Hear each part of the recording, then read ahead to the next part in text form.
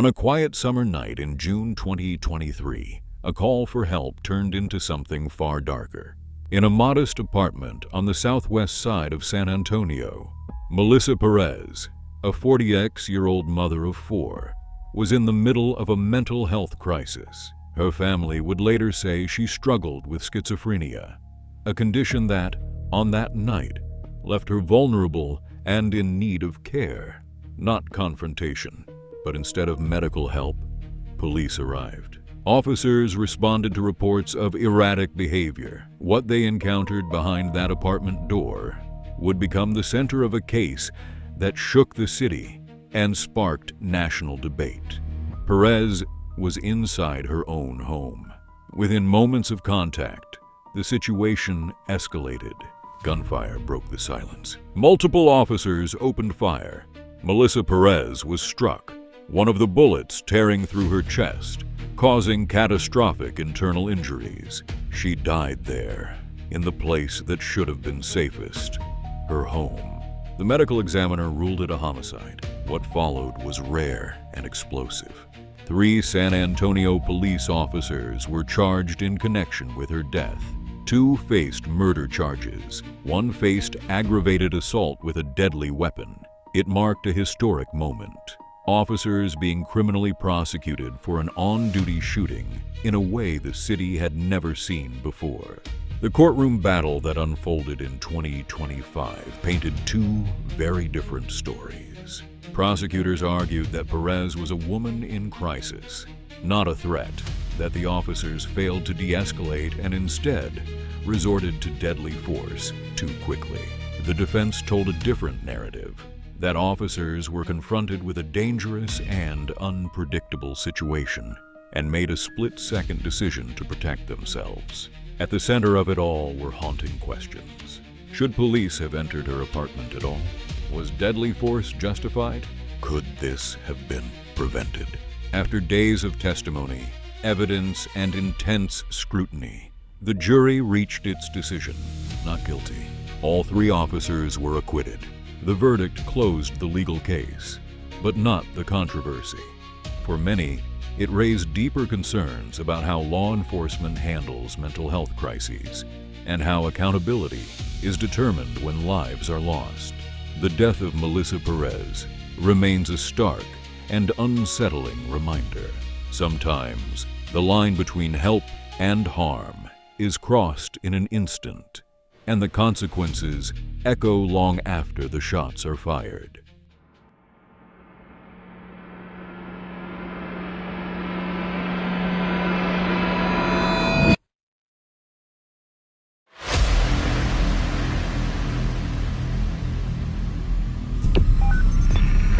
What's your emergency?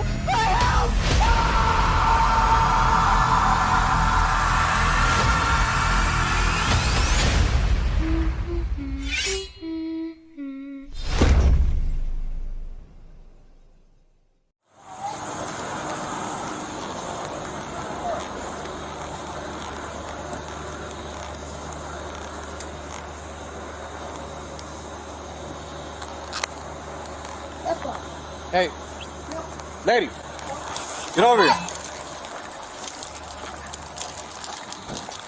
Get over here.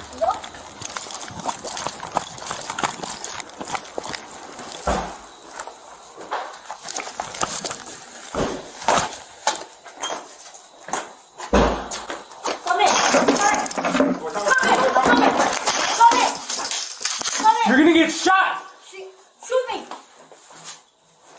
You ain't got no work. Door. No. Hey.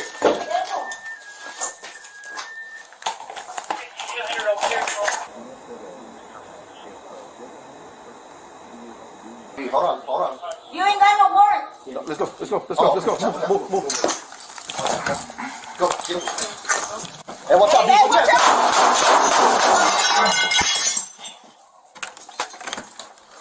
Hey. Back up. Hold on. You ain't got no work. Oh, okay. Watch out. Move. Watch out. Go. Get him. Hey, watch out. Hey, watch out.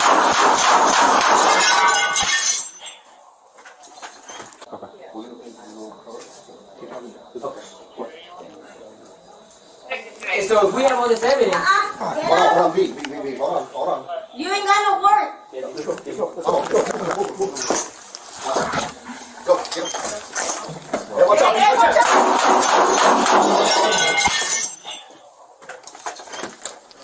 Hey. Back up! Hold on. You ain't got no warrant. Go, get him, go. Hey, watch out. Hey, watch out.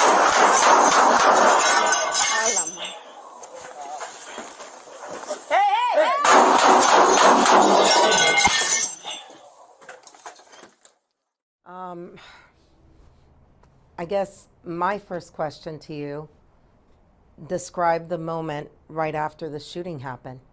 What went through your mind? Well, as for me, it was my very first officer-involved shooting in almost 15 years on the department. So the first thing that went through my mind in that moment was trying to process the shooting itself right after that moment. Okay. And for you? Directly afterwards, and when you say after, is it going down to the headquarters or Like, as soon as the shots were completed? As soon as the shots were completed. My initial reaction was to make sure we got inside and just try to preserve life. That was my objective. As soon as we got inside, I mean, I don't know how else to explain it. I rushed in. Everybody was taking their time putting gloves on, and I didn't care about that. But at that exact moment, I was more worried about making sure that, you know, regardless of what had happened, that we can still preserve her life, because she's still a person. I mean, that's what happened for me immediately afterwards. Then a couple minutes passed, that everybody started being able to work on her, and that's when I was able to step away, prepare myself a little bit better, get gloves on, clean my hands, get gloves on, and retrieve more medical equipment. That was my immediate action after the shots, to answer the question. for me, it was along the same lines. I remember immediately thinking, like, dang, she really made me do this. Because, I mean, it's pretty evident. Police officers don't go to work wanting to gun down people. We're forced to do that when we're faced with a deadly threat. It's what we have to do to go home. And so my immediate thought was, dang, she really made me do that. And then I remember watching everybody go in, and I immediately thought, okay, now we have to go, you know, provide medical attention. Doesn't matter if she just tried to kill us, tried to kill other officers, we have to save her life. It's like the number one thing that police officers are trained to do, and it's why we become police officers, or that's why we became police officers. So that's why I hurdled over the railing and tried to put on some gloves, and there was, you know, plenty of cooks in that kitchen working on her, trying to save her life. And that was the two main things that I remember thinking of initially. One of the things that I try to get across is within the department before is that we go through training, firearms training throughout the academy. And you do that training throughout the academy, but at our yearly in-service, we really don't do any training as far as moving threats. So all of our firearms training is everything stationary, a standing target. And so I remember trying to stress from before the shooting that I think we need some of that training throughout the academy, because one thing I know, kind of going back to your question, the thing that I remember is automatically becoming in survival mode. Like, I have to fend for myself in this moment, having to make this split-second decision. And the unfortunate thing about that is that survival mode never went away. It lasted for almost 2.5 years after that. What have the last few years been for you? Watching all of this play out on TV, everybody having opinions, and at the end of the day, you're the one that had to sit in that courtroom and defend yourselves. I smile just because last night I went around the city for a late night bike ride at almost 1 a.m. I was stressed, not from no longer having stress. My whole life was in a perpetual state of stress. My son at the time this incident occurred was 6-7 months old. I remember hearing I remember getting a call from the cleat attorney asking me, hey, just come and turn yourself in. And my heart sank to my chest. I was so confused. I walked upstairs. My wife was bathing her son, and I had to look at her and my 6-month-old son to tell them that I'm gonna go get arrested. And the whole reason in that moment when I made the decision to protect myself that night, that was one of the last things I thought about, was going home and seeing my wife and my son, and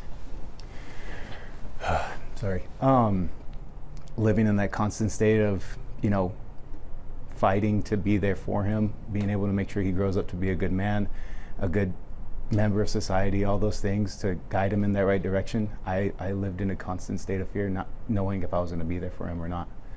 And that's what I've had to live with for the past 870 something days. And everybody has their opinions, everybody can say what they want, which is perfectly fine. You have the right to do that. But that was probably what kept me going, that kept me strong.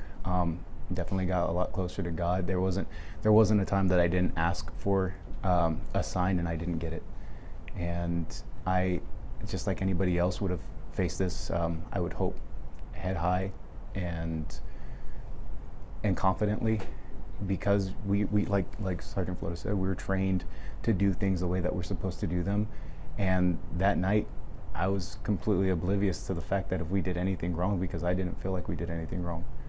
And having your whole world turned upside down like that it was a rough one to get through, but we made it through, and thankfully we had a lot of support along the way, and a good support system just all the way around.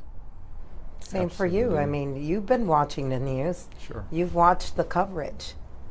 Absolutely. One of my biggest prayers has always been for these last 800 plus days is that the right information, the facts, and the evidence be out there, not only for ourselves, for our community, but also on behalf of Melissa Perez's family, because I don't doubt that there was some misinformation passed over. So going into trial, I mean, nobody wants to go into trial. That's one of the most scariest things, especially when you know that you did your job. There are just too many risk factors as a supervisor that, hey, we're just going to walk away. We're just going to delay an arrest. I think federal rulings as well as this criminal case prove that we had all these circumstances.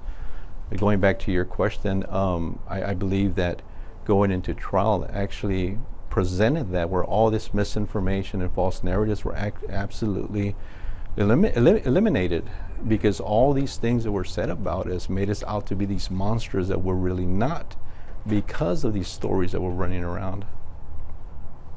And for you, same thing, watching the coverage, what were you thinking when you're seeing this? This is you. This is not some guy that you went to arrest that's now up for trial. This is you. For me, it was a little different. Maybe it's because of my, I guess, personality. I remember being extremely upset at the rhetoric and the false narrative that was being put on display against us. Like they said, we were portrayed as these monsters, as these terrible men in uniform who, gunned down this woman in her apartment, and that's maybe 0.5% of what actually happened. And all that misinformation allows people to form an incorrect opinion, because everyone in this free country is entitled to an opinion. But I believe that in order to form an opinion, you might need all of the facts. And so, having this rhetoric put out there that we are these evil men and we need to be held accountable, with absolutely no facts was really difficult for me and my wife. I've always been the kind of person that I don't really care what other people think. My wife is the complete opposite. She cares a lot about what other people think. And so it was difficult for me seeing her struggle with the fact that, she sees me, and I hope she sees me as this perfect man. she sees me as a perfect man, and to her the rest of the world sees me as this evil monster, and it's difficult for her to accept the fact that, you know, that's not true. And so that's what was really tough for me over the 29 months, you know, watching my family, watching my brother, my parents, you know, go through it. I remember when for me, Carl called me, the cleat attorney, he called me as me and my wife were pulling in to grab some food after being up all night at homicide, and I answered on my truck as we're parking, and he had to break me the news, and he broke it to me over speaker on the truck. So my wife, I mean, she heard the whole conversation between me and Carl, and I mean, she broke down immediately, and so that gave me no time or chance to break down myself. Having to hold, you know, one of us has to hold it together, and so he told me he'd call me right back, and I had to call my brother, who happened to be working in Canada at that time, and he had to, you know, his world was also flipped upside down, having to fly back down, and it was just awful. My parents live in Houston, and they're a little bit older, so I was worried about them, and how would I break the news to them that, you know, your son is about to get arrested for murder, you know, with, you know, the shooting having happened, you know, less than 24 hours before. And so, you know, I had to coordinate all of that. Thankfully, I have, you know, incredible friends and incredible family members who were there to support us when, you know, we had so many people kind of turn their back on us, like, you know, Danny Diaz turned his back on us, things like that. It was good for us to or at least for me, to have family to be able to be there for my parents when I had to break the news to them. So it was tough having to go to court, you know, once a month, and every single time it would come up, it was the same thing over again. You know, officers, you know, bad officers do this, evil officers do that, and it was just difficult for me to watch my family's name get dragged through the mud without all the facts being out. You know, once the facts were laid out on display, I mean, that's why we got the right and just verdict that we did. You touched on the training. Do you think policy and training were followed that night? And what do you think needs to change? You touched upon it a minute ago. What do you think needs to change, and was everything followed? For myself, absolutely. We followed everything according to policy. There is no doubt in my mind. Myself, along with 12 other officers, 2 other supervisors, you get almost this sixth sense when you're out there. I did patrol for 10 years, and as a detective, I was still out there in the streets. As a supervisor in the streets, you almost get the sense when you know that if you're going to leave a scene with so much going on, what would the story be like? What would that storyline be? We had supervisors on the scene making a decision to leave, and then all these things just fall apart. I do want to touch on something, if it's okay with you. You know, I was thinking to myself earlier today. I'm a big believer about. I believe that there's nothing that passes through our lives that doesn't carry meaning and purpose. So my biggest prayer out of the result of all this is that maybe change will come, that our situation can be used so that true change could come, so there will not be another officer having to go through something very unjust, not only for ourselves, but like I mentioned earlier, on behalf of Melissa Perez's family as well too. What needs to change? What's the change you want to see? Well, it's very simple. Making a very thorough investigation, not making a decision just based on optics or on the way something may appear. It's a very simple process. For me, it's in a very lack of better words, it's laziness. There's these officers. I'm not bashing all of them. There are many good officers that are out there, but there's a laziness to do your job. This job is meant for the people of the community. Going out there, making sure you find every detail, treating their lives as lives, that this affects them beyond the scope of just an arrest, because that's what some officers look for, is just to make arrests. They don't think about the consequences that happen to somebody's life afterwards. There's there needs to be more due diligence that needs to be taught to all. I honestly don't think you can teach that. That's something that you have to be raised with. And you've gone through this now. Yeah. Does that give you more empathy for the people that are out there I've that always you serve? I'm sorry, I didn't mean to cut you off. No. I've always had empathy for anybody that I've come into contact with. I'd stop at little kids' birthday parties so that they could see that we're part of the community. In the video shows, I don't want to make people's lives harder. People have hard lives as it is. My job as a police officer is just to keep the peace, make sure what needs to be done has to be done, and what doesn't need to be pressed doesn't need to be pressed. Like I said, people's lives are hard. So, and like I said, I don't think you can teach that, but that definitely needs to be something that individuals look at moving forward with their career, that this is more than just an arrest. This is somebody's life. This goes far beyond the scope of what your job is. The second thing is, and I say this respectfully to the command staff, is have faith in your officers. Whatever you teach them, you're teaching them what they need to do to go home. I went home that night. I'm glad I got to go home that night. And not be afraid to stand by your officers. When you teach them so many hours of T-Cole, tactics, everything else, and they go out there and do the job that you showed them how to do, have confidence in them. That's what I think needs to change, is not be so quick to be judged by what everybody else thinks or says, is to stand firm in what your practices are, and being by the ones that are going out there every night, fighting to keep the city from, like Lahud said, going to Gotham. And for you, was policy and training followed that night, and what things need to change so we don't see another case like this? Policy was followed that night. It's clear cut. It's very black and white. Policy was 100% followed that night. I think, to kind of piggyback off of what Nate said, it's, have faith in that your officers are doing the right thing. I think Nico said it pretty clearly during trial. Do what's right, not what's easy, and that carries a lot of weight. You have people in positions who have a lot of authority, a lot of power. The upper echelon, the administration, they have a lot of power and authority when it comes to training and making decisions that affect individual officers and their families. And they chose to do what was easy, which is, throw them to the wolves, lock the door, and best of luck to you. But they didn't do what was right.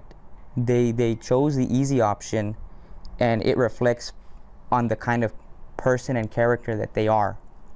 And that can be said about so many people who made those decisions. There was a laundry list of people whose names were checked off when making this decision, and they failed to do what was right. They just did what was easy, and they wanted to use us as scapegoats and say that we needed to be held accountable. But who's holding them accountable for not doing the right thing? Like I said earlier, Danny turned his back on us because that's what was easy, not what was right. The same thing with the decision, the rush decision to judgment. That's always the easy option. It's always super easy to just kind of kick somebody out and lock the door on them and be on your way, but it's not what's right. And I think in order for change to happen within the department, that mentality, that culture needs to change. And I say that having so many incredibly great friends on the department. Some of the best friends I have here in the city of San Antonio are police officers to this day. They're great officers. They deserve better. This department, this city is beautiful. I'm from Houston. This city is wonderful. I chose to apply to SAPD because, and not knocking on HPD, I believe the SAPD was better than HPD. And so I came here, and this is where my son is going to grow up and hopefully have a wonderful life. So I believe that the city of San Antonio has an incredible potential, an incredible culture, wonderful people, and it sometimes doesn't reflect adequately with the way the police department is doing its practice. And so in order for that to change, the culture needs to change, and it has to change sooner rather than later, before other officers are put in the predicament that we were put in, with a quick decision made in under 6 hours to have us arrested. Why do you think this was decided so quickly? Why do you think they went to the DA's office so quickly? Do you feel that it was very quickly? Obviously, I'm going to answer that for you. You do.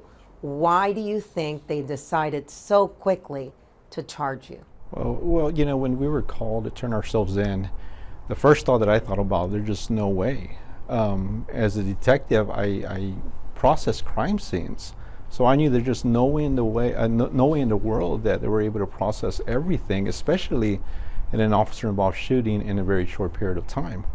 I'm not sure if they were just thinking, well, we'll just deal with it later on. I mean, the optics look really bad. I'm sure that they're going to end up finding them guilty. I mean, convict these officers, I don't know. The only thing that I can think of is just the way it appeared. And I'm glad and I'm happy that the trial actually brought all the evidence and all the facts to disprove on the way that it did not appear. That makes sense, you know. For me, I like I said, my world was turned upside down initially that day. That rush to judgment was what I assumed was that section, that department has everything they need. From, when I say everything, there's this, we're police officers, everything is documented. So first thing I assumed was something so egregious happened that I was unaware of, that it just, I mean, I would trust them that they were doing the right thing as far as calling us, that they maybe knew something that I didn't know. It wasn't later on until the speculation of politically driven motives were the cause of that. But I mean, I just couldn't, like I said, I couldn't really grasp the understanding of that, other than something that they knew something I didn't know. That's the best answer I can give you for that. And the same to you. Why do you think, with that timeline, that you were charged so quickly? I think it goes back to the doing what's easy over what's right. It was very easy for him to make that decision because they wouldn't have to answer the difficult questions. They would be able to avoid having to face the media or the public, the community, and answer those difficult questions. So it's honestly, for lack of a better word, it's a lack of courage on their part. You know, you are in positions of authority that have huge amounts of responsibility, and with that responsibility comes the fact that you have to answer those difficult questions. When a team is losing, when a team has been losing their first 6 games in a row, who's up at the podium answering the difficult questions? The coach, the guy in charge. He doesn't avoid the media. He doesn't say, oh, you know what, today I don't feel like answering questions. No, he stands up there with his head high and answers the questions on behalf of his team. And we weren't afforded that luxury. We were told, you know what, you're out of here. You guys can figure it out on your own, without being aware of the ramifications that it had, not just on our livelihood, but our families. You know, our names and our faces are going to be on the internet in a day and age where the internet exists. We have more internet, more power in our phones now than we did when we landed on the moon.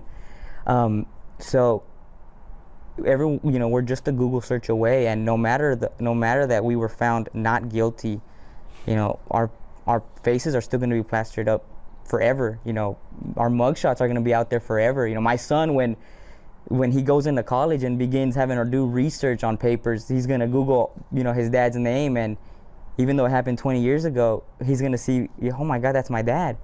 And it's terrible for them to not even consider that when taking the easy route instead of the right route. And if I can add to that, with all that Google search and all those stories that will be out there, will be with all the misinformation. And that just doesn't make it fair. It doesn't. So let me ask you about that. I mean, what does the acquittal mean to you? Well, for me, the biggest thing, like I mentioned, one of the things that were going through my mind, if this case were to be dismissed before trial or to be thrown out or that kind of thing, well, it wouldn't present the opportunity for all the facts and the evidence to be out there.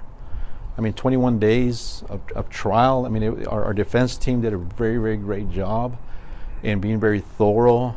And while I'm in there sitting in trial, I'm thinking to myself, some of these theories that are being brought up about it's okay to use deadly force against a police officer if they're trying to unlawfully arrest you by entering into your residence. I'm thinking to myself, as a supervisor, as a sergeant, what are all these supervisors having to tell our patrol officers at roll calls? Are they having to convey, you may not want to, they can use deadly force if you're trying to make an arrest. So all these things are kind of going through me.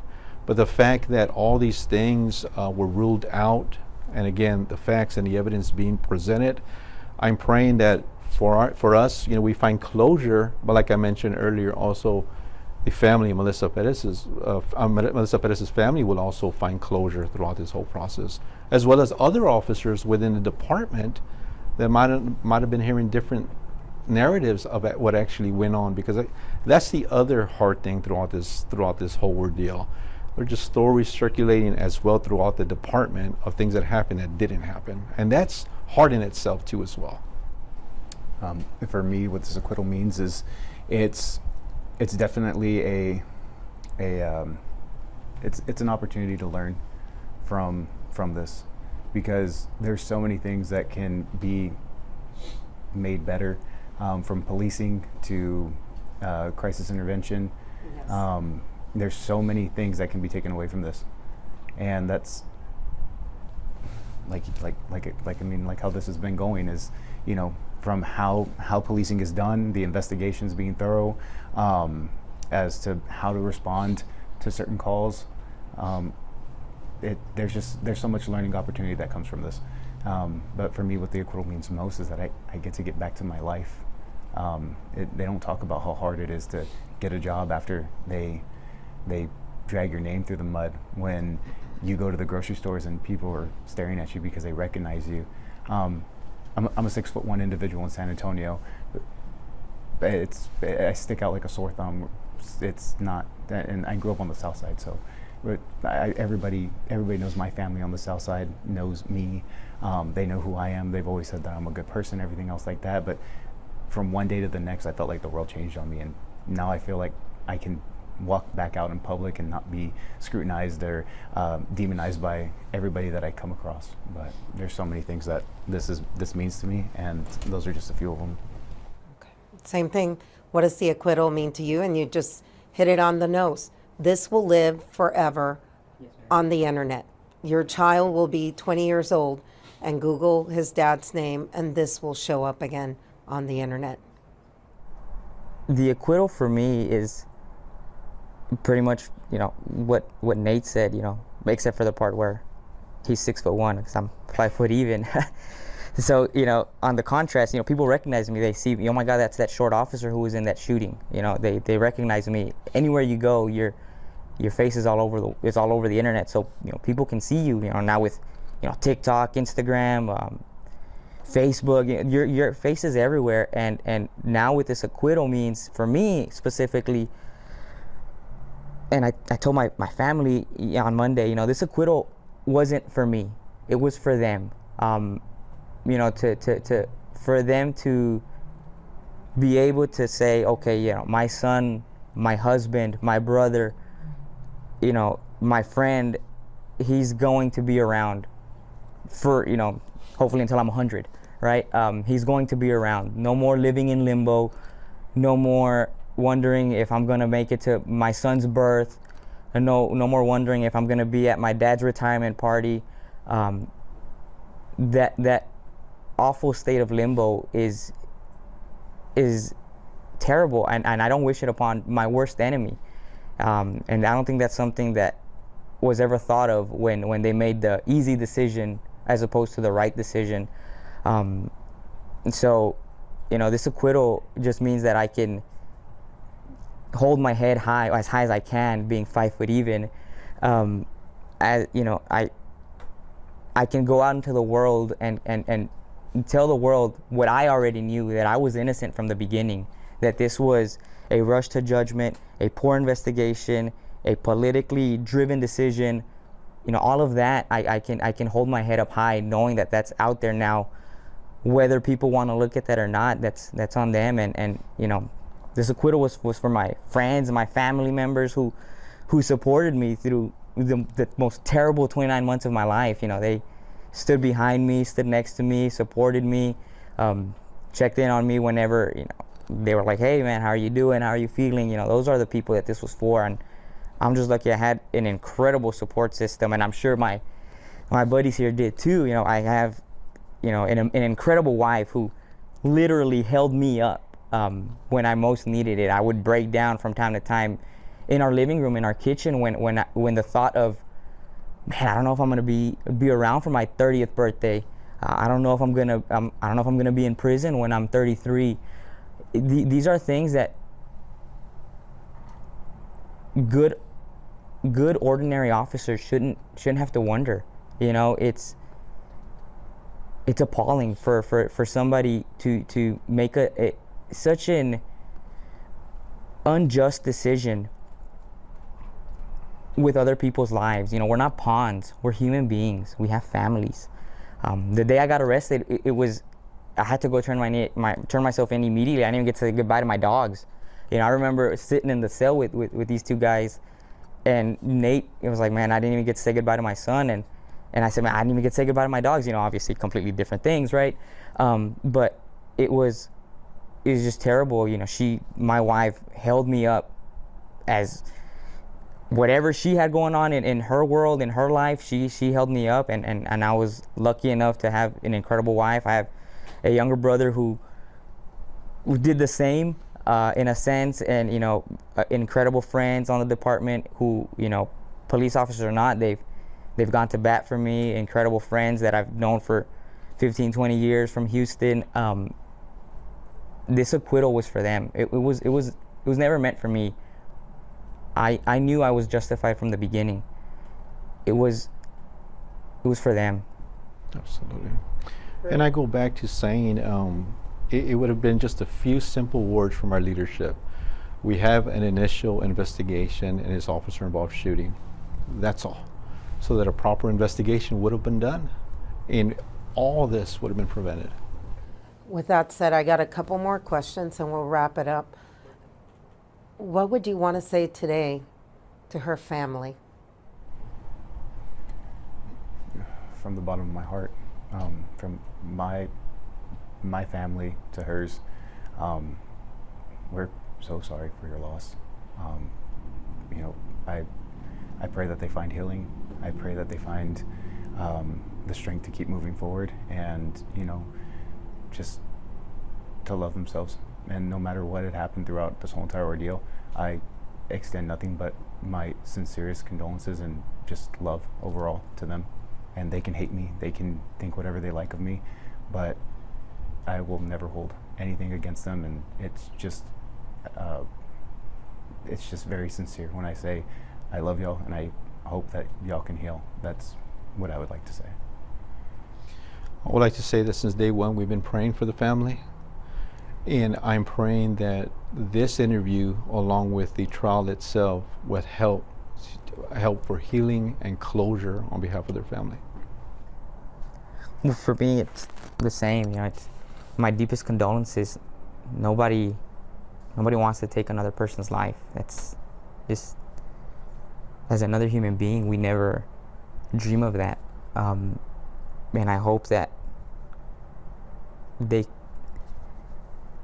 find their way back home. Like Tom said, I hope that they continue to heal and continue to cherish the moments that they were able to share with her and focus on those.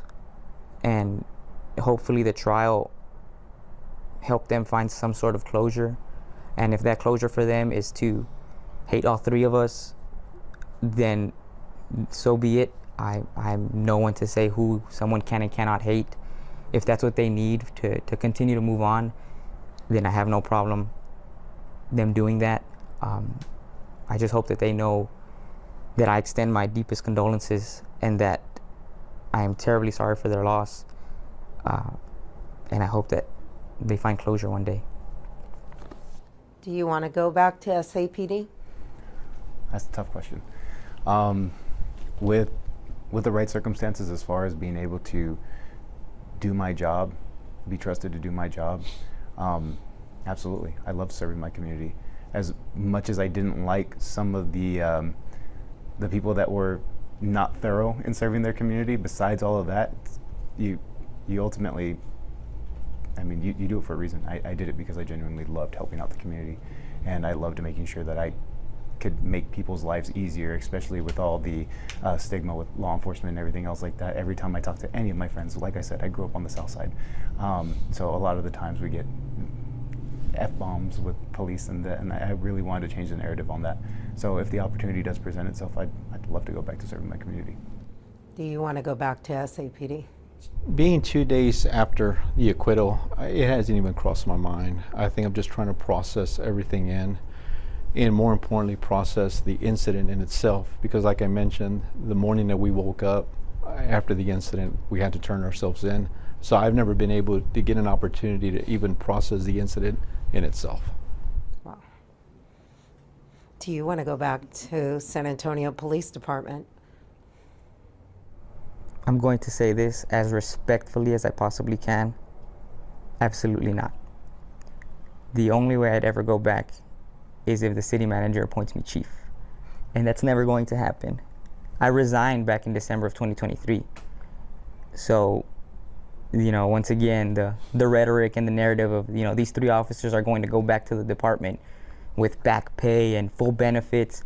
Well, that's actually impossible for me because I resigned from the police department. I have no more affiliation with the city of San Antonio or SAPD outside of the extremely good friends that I have on the department, but there's no way I'm going back.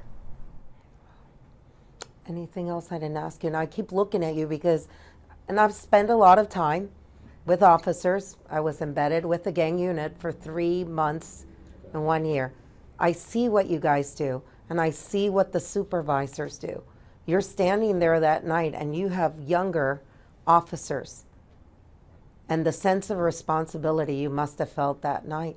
Absolutely, especially when we had to turn ourselves in. I knew my officers, they just started their families. I know Nathaniel has a young child, I believe he's a year or 2 years old, and Eleazar is expecting a little one. And these are just some of these memories. They just can't go back if the arrest never did happen.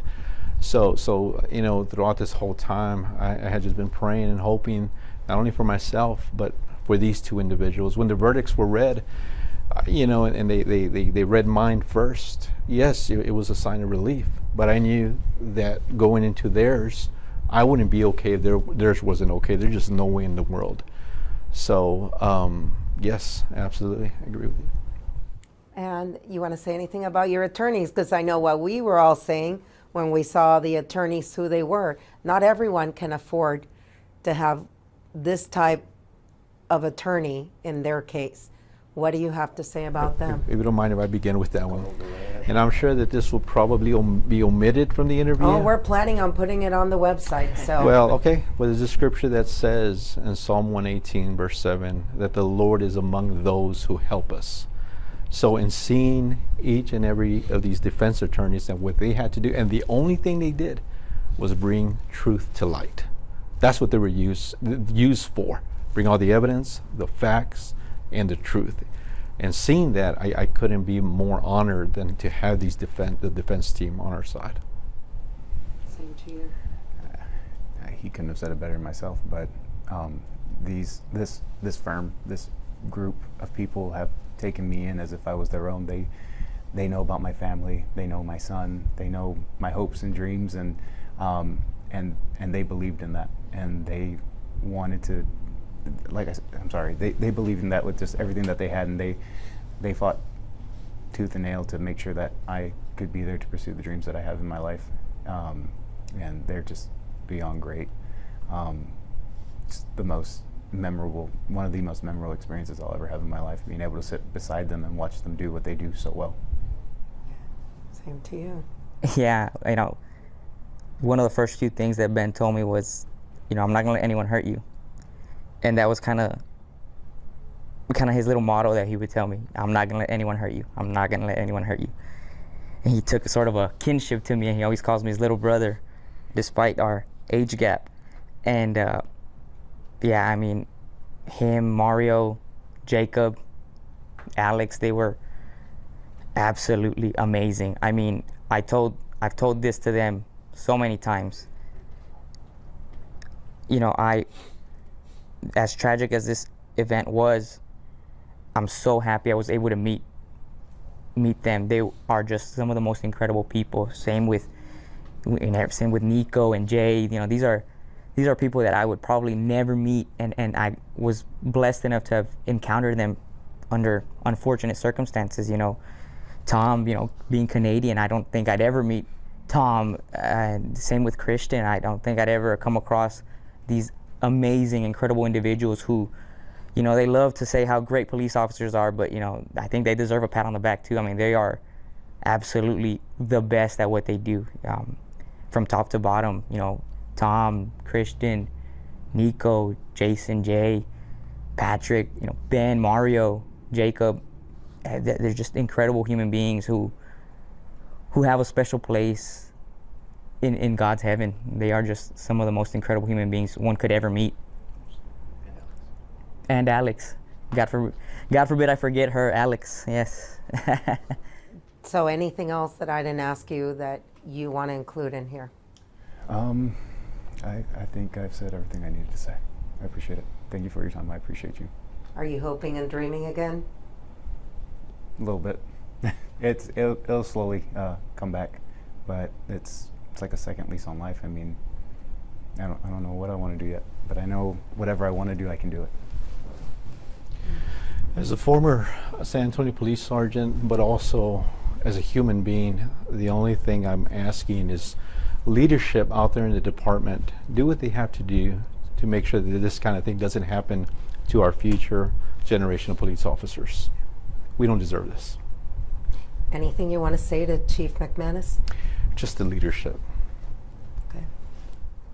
Anything I didn't ask you that you wanted to add? No, I just want to point out, you know, how incredible my support system has been through all of this. And I received over 100 text messages on Monday, and I tried to get to all of them. I think I did my best, but you know, my support system knows who they are, and I am so incredibly grateful for them, and I will never cease to stop thanking them for that. You know, they're going to be in my life forever as my support system, and I'm just incredibly grateful for them. All right. Well, we're good. You sure nothing else you wanted to add? Only thing to piggyback on what Alejandro said is I just want to thank the community, everybody that's been behind us the whole entire way, not just our families, but most importantly our families. We thank y'all for trusting us. It means a lot to stand with people, even though the current opinion isn't in their favor. So for those that do stand behind us and support us, at least from the bottom of my heart, and I can imagine they would attest as well, thank you. It means so much, and it makes doing our job a whole lot easier.